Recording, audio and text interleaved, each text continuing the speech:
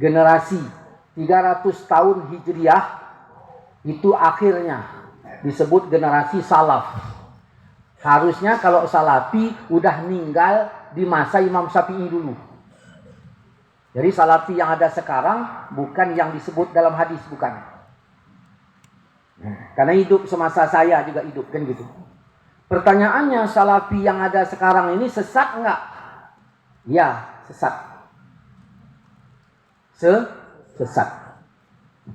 Semana sesatnya? Kalau bapak gulai ayam 2 ekor masuk dalam kuali, ya, lalu diberak ayam kuali itu tadi, mau nggak bapak makan kuahnya? Begitulah sesatnya salafi yang ada sekarang. Jadi udah saya jawab ya, salafi ini sesat. Di mana letak sesatnya? Letak sesatnya salafi ini di mana? Pertama, letak sesatnya dari sisi akidah. Akidah. Apakah salafi berdalil? Ya, salafi berdalil dari Quran. Kalau berdalil dari Quran berarti benar? Tidak. Saya berikan contoh begini. Ya, wa'tasimu bihablillah jami'a. Berpegang teguh kalian kepada Allah semuanya.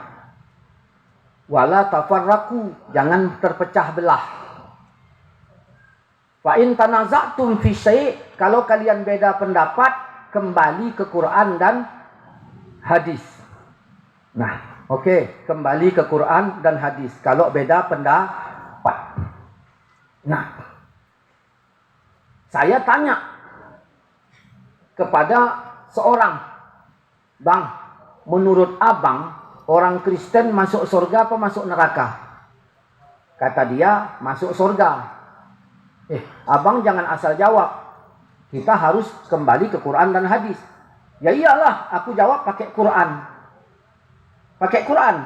Kalau gitu mana dalilnya yang mengatakan bahwa orang Kristen masuk surga? Oh, kalau begitu coba kau buka surat Baqarah 62. Surat Baqarah 62. Apa itu bunyinya? Orang yang beriman, Yahudi, Nasrani, Sabi'in. 4. Siapa saja yang beriman kepada Allah dan hari kiamat, amalnya baik, maka dia tidak rugi di akhirat. Dia masuk surga. Berdasarkan surat Baqarah 62, orang Kristen masuk surga. Maka lahirlah paham jil. Nah, Bapak setuju nggak orang Kristen masuk surga? Kok enggak? Kan ayatnya ada. Memangnya Bapak siapa? Enggak setuju. Apa udah mau durhaka kepada Allah? Karena Allah bilang orang Nasrani masuk surga. Ayatnya Baqarah 62. Kita tanya sama Pak Kiai, sama ulama. Pak Kiai, bagaimana menurut Anda? Apakah orang Kristen masuk surga? Oh ya enggak. Jangan asal enggak aja. Harus ada dalil lah. Ya bukalah Ali Imran 85. Apa bunyinya? Wa may yabtaghi ghairal Islam. Siapa mencari agama selain Islam, maka tidak diterima agama darinya, di akhirat dia rugi. Nah, yang satu kembali ke Quran Baqarah 62, yang satu kembali ke Quran Ali Imran 85. Bagaimana mendamaikan kiai ini tadi dengan yang abang yang tadi macam mana mendamaikannya? Datang orang bijak, kita jangan bermusuh lah. Sama-sama kita pegang Quran. Ya udah, bersatu aja. Macam mana cara nyatu kan ya? Yang satu tadi mengatakan Kristen isi surga. Yang satu mengatakan Kristen isi neraka. Kedua-duanya pakai ayat. Macam mana? Yang sok-sok bijak, tolong damaikan itu. Kadang-kadang ada orang sok-sok bijak. Ya. Tak bisa berbuat. Sok-sok bijak. Sama kayak kejadian di Medan itu. Ada 2 orang main catur malam. Main catur berdua, dia main catur. Apa dia bilang? Polisi sekarang ya nggak ada gunanya gitu. Ya kenapa bang bilang begitu? Iyalah nggak ada gunanya, makan gaji buta tok. Loh kenapa gitu? Ya tengoklah teroris di mana-mana, bukannya ditangkap. Yang ada nyebar ke mana-mana. Dia berdua. Tiba-tiba ada satu kentut. Busuk, dua-duanya nyium. Bang, abang kentut? Enggak ah. Bang, aku enggak kentut, abang enggak ngaku. Karena enggak ketemu pelakunya. Dia berdua, pelakunya enggak ketemu. Si sok pulanya polisi enggak bisa nangkap teroris. Kurasa kalau model dia jadi polisi lebih parah lagi tuh. Dia berdua aja enggak dapat pelakunya. Kadang-kadang ada orang model gitu. Ngomongnya aja jago. Udahlah, kita jangan bermusuh-musuh Islam ini. Yang satu kembali ke Quran mengatakan Kristen isi Yang satu kembali ke Quran mengatakan Kristen isi neraka. Nah, cobalah damaikan. Macam mana cara damaikannya? Makanya nggak bisa kita ini kembali ke Quran tanpa ulama. Nggak bisa. Karena udah ditetapkan dalam Quran ada ulama, nggak bisa. Yang ngerti seluk-beluk Quran itu ulama. Quran itu terdiri dari 6.660 ayat. 6.660 ayat. Ustaz udah kuhitung di rumah, nggak sampai 6.600. Yang kau hitung apanya? Bulat-bulatnya. Kalau begitu Ipin Upin pun bisa ngitungnya. Jadi yang dihitung oleh ulama apanya? Yang dihitung rinciannya. 1.000 perintah, 1.000 larangan, udah berapa ribu? 1.000 janji pahala, 1.000 janji dosa, udah berapa? 1.000 kisah, 1.000 perbandingan, berapa? 6.000. 500 halal haram, 100 doa dan tasbih, udah berapa? 6.600. 60 nasikh dan mansukh. Maka total 6.660. Itunya. Baru kita tanya, Baqarah 62 masuknya kemana? Apakah 1.000 perintah, 1.000 larangan, 1.000 janji pahala, 1.000 janji dosa, 1.000 kisah, 1.000 perbandingan? Apakah masuk ke 500 halal haram, 100 doa dan tasbih? Tidak. Dia masuk ke wilayah nasikh dan mansukh. Ayat-ayat yang dibatalkan. Karena turun ayat yang lain. Makanya kita tidak boleh kembali ke Baqarah 62. Jadi kalau ditanya orang Kristen masuk surga apa masuk neraka? Orang Kristen masuk neraka. Kembali ke mana? Ke Ali Imran 85. Jangan ke Al-Baqarah 62. Gitu. Itu ulama ahlinya. Makanya yang nggak ikut ulama, jadilah pahamnya JIL, Jamaah Islam Liberal. Mengatakan orang Kristen pun masuk surga. Nah, minta apa itu Pak? Minta tempeleng. Nah, lalu sesatnya orang Salafi ini di mana? Sesatnya orang Salafi menjadikan ayat mutasyabihat sebagai dalil. Kalau kita ikuti cara orang Salafi memahami dalil, nah kacau. Ya, saya tanya Mas Udin, Din, Allah di mana? Ya Allah di mana-mana lah Bang. Enggak, ya di mana Allah? Ya di mana-mana. Ada dalil? Ada. Mana dalilnya? Fasamma wajhullah. Kemana kau menghadap, di situ wajah Allah. Maka dengan dalil ini Allah di mana-mana. Kukatakan kepada kawan-kawan, kita harus berjuang untuk menegakkan tauhid, kita menegakkan kalimah la ilaha illallah, bahwa Allah di mana-mana. Dalilnya Quran, fasamma wajhullah. Siapa yang tidak meyakini Allah di mana-mana, mari kita penggal batang lehernya. Nah, saya tanya sama Leman. Leman, Allah di mana? Oh, Allah di Palestina lah Bang. Ada dalilnya? Ya ada, buka Safat 99. Inni zahibun ila rabbi sayahdin. Ibrahim berkata, aku menjumpai Tuhanku. Kemana Ibrahim berangkat? Ke Palestina. Ini menunjukkan berdasarkan Quran Allah di Palestina. Nah, maka aku katakan sama kawan, mari kita tegakkan la ilaha illallah. Siapa yang tidak percaya Allah di Palestina, kita penggal batang lehernya. Maka jadilah dua kelompok yang radikal.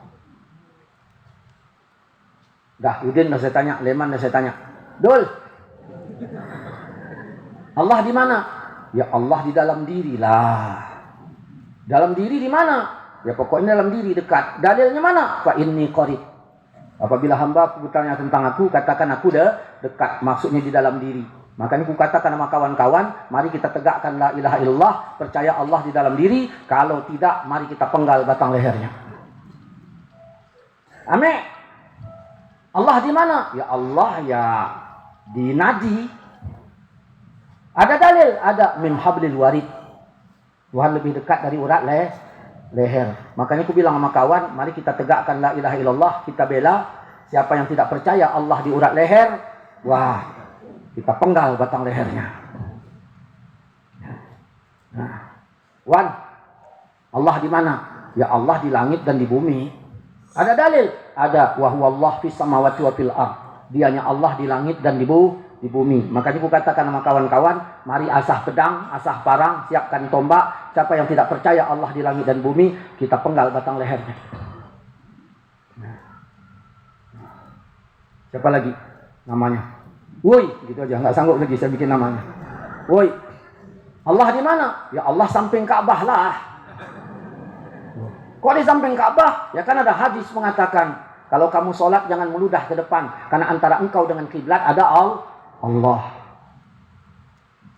Kita harus siapkan parang, pedang. Siapa yang tidak percaya Allah samping Ka'bah, dia murtad. Semuanya kembali ke Nah, damai kan ini? Inilah ini. Makanya kita nggak bisa cukup begitu saja.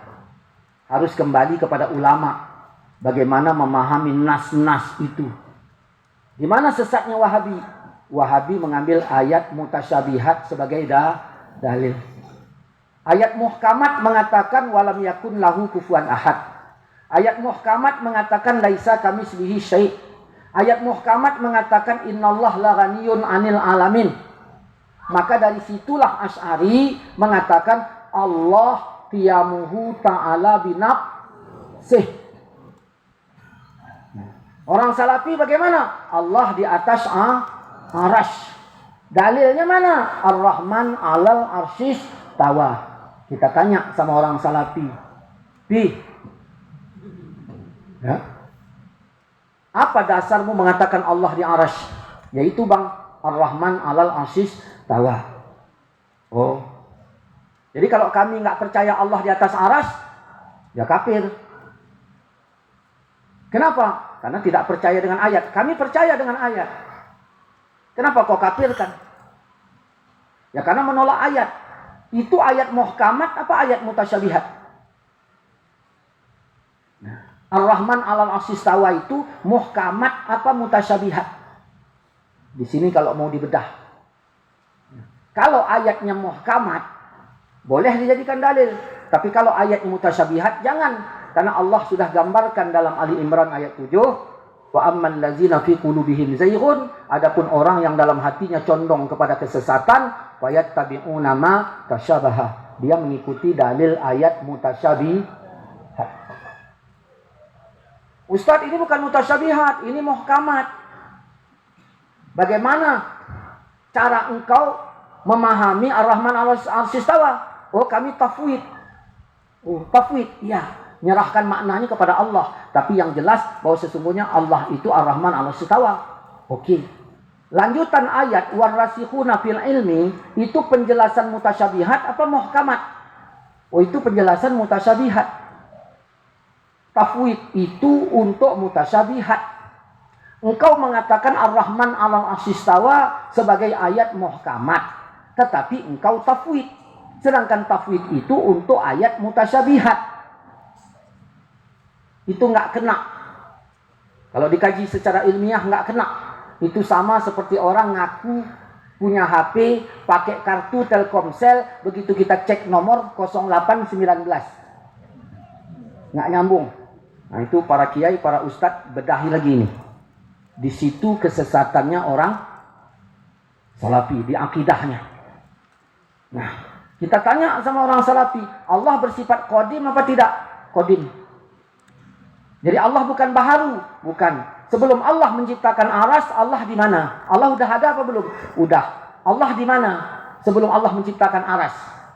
Apakah di atas aras, di bawah aras, samping aras atau di mana? Yang nggak ada. Lalu Allah ciptakan aras. Ya. Terus Allah bersemayam di atas aras, berarti Allah berpindah. Maka di sini ada sifat baharu, berarti Tuhan tidak bersifat qadim. Panjang masalahnya. Maka salafi ini Yang kedua, orang salafi mengklaim dirinya masuk surga, yang lain masuk neraka. Itu dalam dakwahnya. Baru kita tanya, ya, ketika Quran mengatakan di ashabil yamin, kami ciptakan golongan kanan. Golongan kanan itu yang mana? Sullatum minal awalin wa sullatum minal akhirin. Golongan kanan mayoritas awal, mayoritas akhir. Berarti yang masuk surga mayoritas. Sedangkan orang salafi minoritas. Macam mana itu? Mendudukkan logika Quran ini. Kata Quran yang masuk surga mayoritas, golongan kanan. Kata Wahabi yang mereka ahli surga, mereka menolak yang mayoritas. Kata Quran mayoritas masuk surga. Kata Wahabi mayoritas masuk neraka. Macam mana itu duduknya itu? Macam mana duduknya? Kata Wahabi, Ustaz, Wahabi itu bukan yang di Nejat, tapi Wahabi itu yang di Afrika. Yang di Afrika mengkafirkan golongan lain. Kalau yang di Nejat enggak. Oke. Sebelum Muhammad bin Wahab bekerja sama dengan Muhammad bin Saud, itu Mekah itu penguasanya siapa? Syarif Hussein di bawah pemimpin Turki Utsmani. Di sana ada 4 mazhab, Hanafi, Maliki, Syafi'i, Hambali. Bagaimana cara Muhammad bin Wahab ngambil Saudi Arabia, kota Mekah itu dari tangan 4 mazhab hingga menjadi Saudi Arabia? Macam mana caranya? Apakah dia bilang, Syarif Hussein, mazhab Hanafi, Maliki, Syafi'i, Hambali, minggir kalian, ini mau kukuasai gitu? Macam mana caranya? Maka saya tanya itu sama Wahabi, macam mana caranya? Coba jelaskan yang masuk di otak aku. Macam mana? Diperangi. Atas dasar apa memeranginya? Sedangkan Quran mengatakan wa may yaqtul mu'minan muta'ammidan fajaza'uhu jahannam. Siapa membunuh satu orang mukmin sengaja, balasannya jahannam. Atas dasar apa memeranginya? Maka dibuatlah tauhid rububiyah dan uluhiyah. Rububiyah meyakini Allah pengatur. Maka siapa yang meyakini Allah pengatur berarti sudah bertauhid, namanya rububiyah. Maka dengan rububiyah Abu Jahal dianggap mereka bertauhid. Karena ketika Abu Jahal ditanya siapa yang menciptakan langit, Abu Jahal menjawab Allah. Maka menurut Wahabi Abu Jahal bertauhid tapi rububiyah. Nah, lalu di mana salah Abu Jahal? Tidak menunggalkan Allah dalam ibadah, maka tak dapat bertauhid uluhiyah. Maka dibuatlah tauhid uluhiyah. Dari tauhid uluhiyah dikafirkanlah ahli tarikat. Orang-orang tarikat ini menurut mereka kafir. Kenapa? Karena ada tawassul. Bagi mereka tidak ada ta'zim, yang ada ta'bud. Makanya kalau salaman cium tangan bagi mereka sudah musyrik. Makanya anak-anak mereka diarahkan kalau cium tangannya kemari. Kemari. Jangan-jangan anak bapak ini pun ada kayak gitu. Iya. Kemari taruhnya. Bukan kemari. Nah, di sinilah ini rusaknya. Kalau mau kita bedah habis-habisan di sini. Dan dia katakan sifat 20 bukan tauhid Nabi, bukan tauhid para rasul. Ini tauhid bid'ah, syirik dan segala macam. Yang benar tauhid mereka.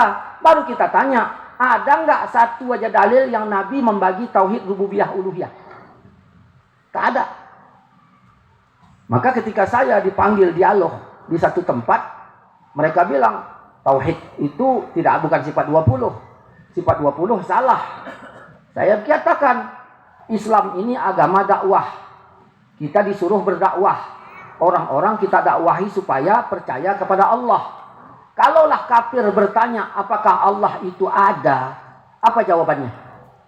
Allah ada. Bahasa Arabnya apa? Wujud.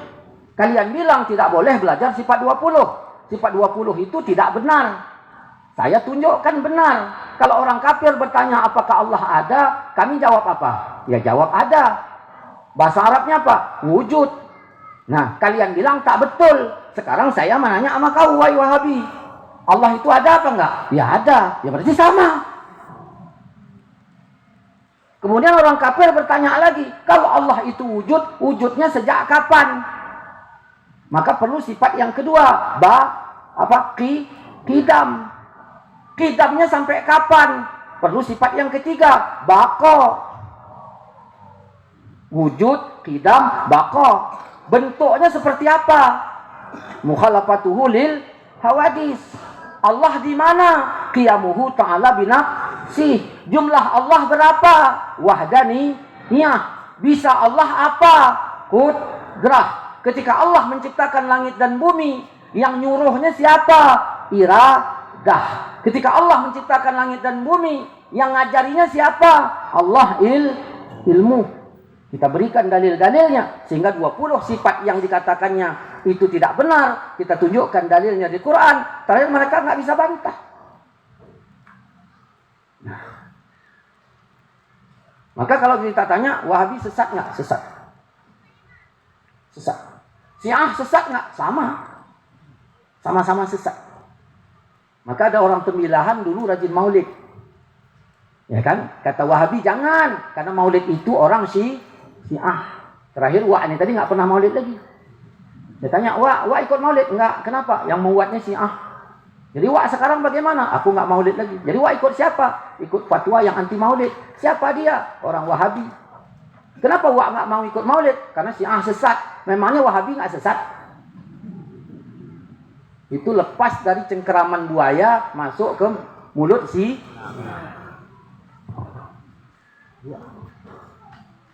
Ustaz siap nggak dialog? Ya karena siap lah makanya saya tampil. Kalau nggak siap ya nggak mungkin. Sekarang nggak apa-apa, kalau ada nggak apa-apa. Kita uji. Saudara-saudaraku seiman seakidah yang dirahmati Allah Subhanahu Wa Taala. Ini kayaknya enak tanya jawab terus ini ya. Kalau ada tanya ya nggak apa-apa, lanjut aja. Bikin aja. Ini sampai ke saya. Bagaimana tentang doa? Tawassul, ya, doa nyampe nggak kepada almarhum? Karena bagi orang Wahabi itu nggak boleh ngaji di tempat orang mati, betul nggak? Orang Wahabi itu nggak boleh ngaji di tempat orang mati. Kita konsisten aja. Kalau beda pendapat kembali ke Quran dan hadis. Nah, datang Sudin, Bang, Leman meninggal bang. Oh iya. Kau mau kemana? Aku mau ke sana. Oh, ya udah, bang, aku pengen ikut Rasulullah. Ya udah, kau datangi. Nah, datang dia ke sana. Saya telepon, Den, kau ngapain Den? Nggak ada, duduk-duduk aja. Ah, kenapa kau duduk-duduk aja? Tapi kau bilang kau ingin ikut seperti Rasul. Ya, gimana rupanya Rasul? Kan kata Nabi, kalau kamu hadir, idza hadartum, kalau kamu hadir ke tempat orang sakit atau orang mati, ucapkan perkataan yang baik. Kau ngapain di sana? Nggak ada, abang diam aja. Berarti kau nggak ikut Nabi. Karena kata Nabi kalau hadir ngomong yang baik. Kau ngapain? Diam, salah kau. Kau harus ngomong. Ngomong apa bang? Ngomong yang baik. Aku nggak tahu apa yang harus ku omongkan. Nah, itu bukan urusanku. Pokoknya Nabi nyuruh ngomong yang baik. Bang, tolonglah bang jelaskan. Kira-kira apa yang harus ku omongkan? Karena bang bilang kalau aku diam aku salah. Ya salah lah. Orang Nabi bilang kalau kamu hadir ke tempat orang mati ucapkan perkataan yang baik. Berarti kau harus mengucap yang baik. Nah yang baik itu apa bang? Nah, kata Nabi sebaik-baik perkataan adalah Quran. Kan gitu kata Nabi. Berarti ya kalau ke sana ya baca Quran. Karena Quran sebaik-baik perkataan. Apalagi ada hadis Nabi mengatakan perumpamaan orang yang berzikir dengan tidak berzikir itu sama seperti hidup dan mati. Yang mati 1, yang melayat 10, 5 zikir 5 enggak. Berapa yang mati? Jadi kalau orang Wahabi datang ke tempat orang meninggal, dia baca apa? Zikir? Enggak. Enggak ada kan? Enggak ada. Ya itu mati semuanya itu. Katanya ikut Nabi. Ustaz, Nabi kan enggak baca Quran. Nabi kan cuma ngomong. Makanya kami pun ngomong. Oh bukan begitu. Nabi memang enggak baca Quran. Nabi ngomong. Cuman omongan Nabi nilainya wahyu. Omongan Nabi nilainya wahyu. Itu omongan Nabi. Ini enggak, kadang-kadang ikut tahlilan, orang meninggal, Wahabi datang, karena payah kira tetangganya. Orang baca Yasin, dia diam. Komat kamit aja mulutnya. Saya tanya, wak baca? Enggak. Jadi ngapain wak komat kamit? Ini aja maksudnya, ngikut-ngikut gini-gini aja. Jadi enggak keluar huruf Yasin itu dari mulut wak? Enggak. Nah, siap Yasin, datang lontong. Nah, wak macam mana? Wak ikut gini-gini aja apa langsung? Hah? Oh yang ini langsung katanya. Yang Yasin tadi.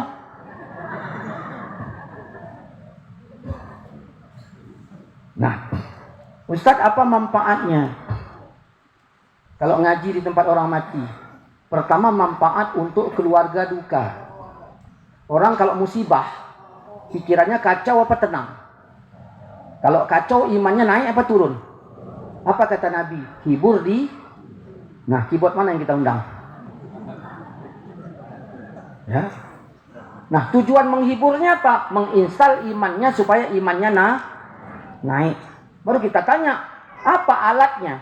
Yang harus kita install apa? Quran jawab, wa iza tuliyat alaihim ayatuhu zadathum imana. Kalau dibacakan Quran, imannya nambah. Ustadz, waktu meninggal ayahku kemarin orang baca Quran, imanku nggak nambah. Oh, waktu itu kau nggak beriman, makanya nggak ditambah. Dah. Ustadz, sampai nggak pahala bacaan kepada almarhum? Sampai. Bisa dibuktikan? Bisa. Caranya gimana? Coba mati kau dulu. Itu bukan dalil. Sudin meninggal. Leman baca Quran. Dibacanya Fatihah. Nah, kata Wahabi boleh nggak? Nggak boleh. Kata saya boleh. Nah, mana dalilnya? Laha maka sabat. Baik yang dibaca Leman, baik bagi Leman. Nah, nyampe nggak ke Sudin? Masalah nyampe bukan urusan. Pokoknya kalau Leman baca Quran, Leman dapat pahala. Terserah mau di tempat Sudin atau di tempat yang lain. Dalilnya laha maka sabat. Baik yang kau baca, baik bagimu. Begitu Sudin baca Fatihah, maju surat Fatir ayat 10. Ilaihi yas'adu kalimut thayyib wal amal soleh yarfa'uhu. Dikembalikan kepada Allah kalimat yang baik dan amal soleh diangkat. Begitu Leman baca Fatihah, baik enggak? Baik, dikembalikan kepada Allah. Amal soleh enggak? Soleh, diangkat. Ustadz, naiknya pakai apa? Allah punya nama Ar-Rafi, Maha mengangkat. Terus sudah diangkat bagaimana?